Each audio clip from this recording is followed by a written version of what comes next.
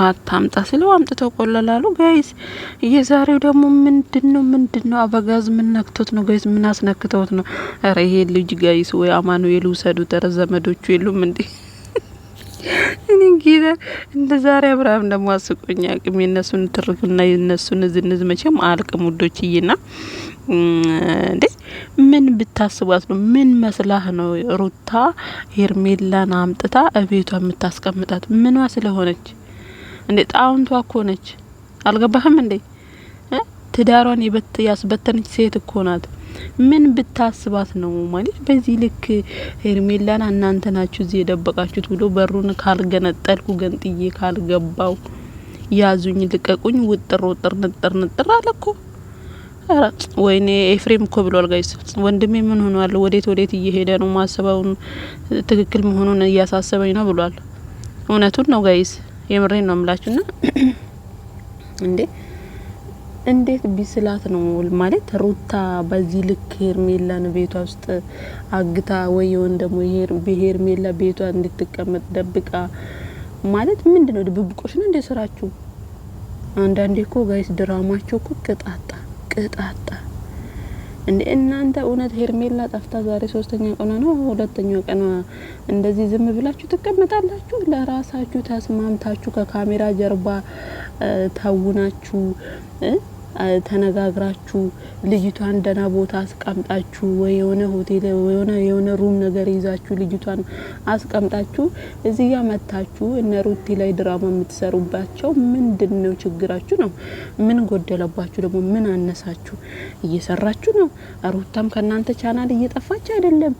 በዚህ ልክ ድራማ መተወል ለምን አስፈለገ ነው? አሁን ሩታና ኤፍሬም ባለፈው እኔ ሲመስለኝ ጋይስ የምሬን ነው የምላችሁ ሩታና ኤፍሬም ባለፈው እንግዲህ ኤፍሬምን በራሱ ቤት ሩታን ሄርሜላን አምጥቷታል።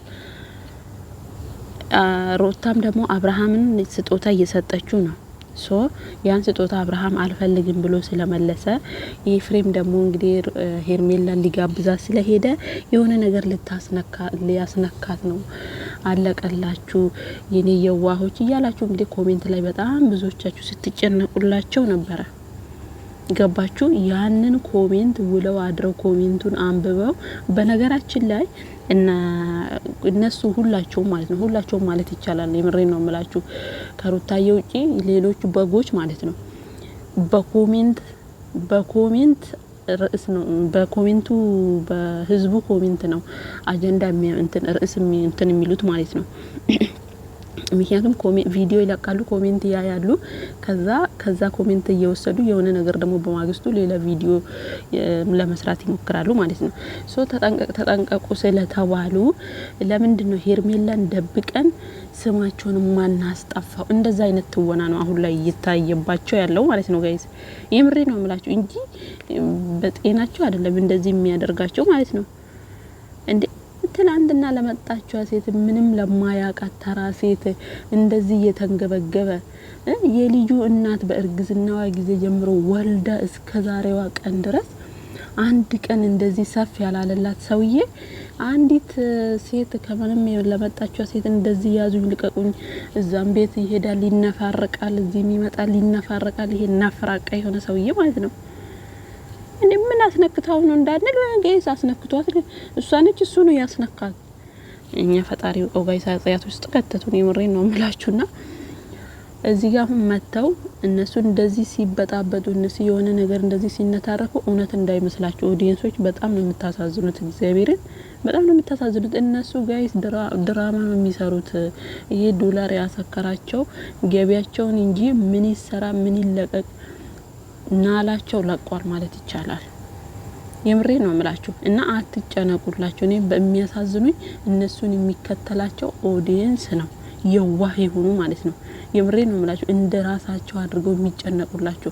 ይሄንን አዩ እነሱ ምን አጀንዳ እንፍጠር ብለው ለሊቱን ተኝተው አያድሩ እና ይሄ ሴራ ደግሞ የአብርሃም የአቤልና የሄርሜላ ወንድምም አለበት። ምናልባት አታቅም ወይ ደግሞ ደብቀዋት የሷን ማንነት ወይ የሷን እንዴት ነው የሷን አክሽን ለማየት የደበቋት የሚመስለኝ ማርቲ ተብየዋ ያክስቷ ልጅ ካልሆነች በስተቀር እነኚህ አብርሃም፣ አቤል፣ የሄርሜላ ወንድም እነኚህ ሶስቱ ስለ ሄርሜላ ጠንቅቀው ያውቃሉ። ራሳቸው ደብቀው ተመልሰው እዚህ ጋር መታው ያዙኝ ልቀቁኝ። በተለይ አቤል ድብና አርጎ ያውቃል ያደርገዋልም ደግሞ። ይሄንን ሀሳብ ያመጣው ራሱ አቤል ይመስለኛል። ሄርሜላ ትደበቅ፣ ምክንያቱም ኤፍሬም እንደዚህ ያደርጋታል። ከዛ በኋላ ነው እንግዲህ ሄርሜላ የጠፋችው የሆነ ነገር አስነክቷት ነው እንበል።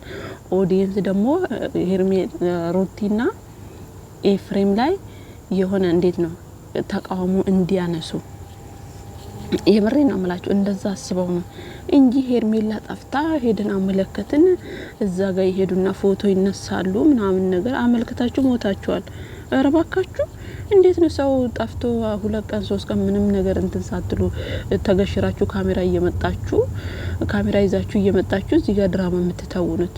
እናንተም ብሎ ደግሞ ሰው ፈላጊ እናንተም ብሎ ደግሞ እኔ የብሬ ነው የምላችሁ ጋይስ። የዛሬው ደግሞ በጣም ትወናው አይን ያወጣና ግልጽ የሆነ ትወና ነው። በስተመጨረሻው ካሜራውን ቤት ጥሎ ሄደ። ድራማ ነው እየሰሩ ያሉት። አትጨነቁ ጋይስ።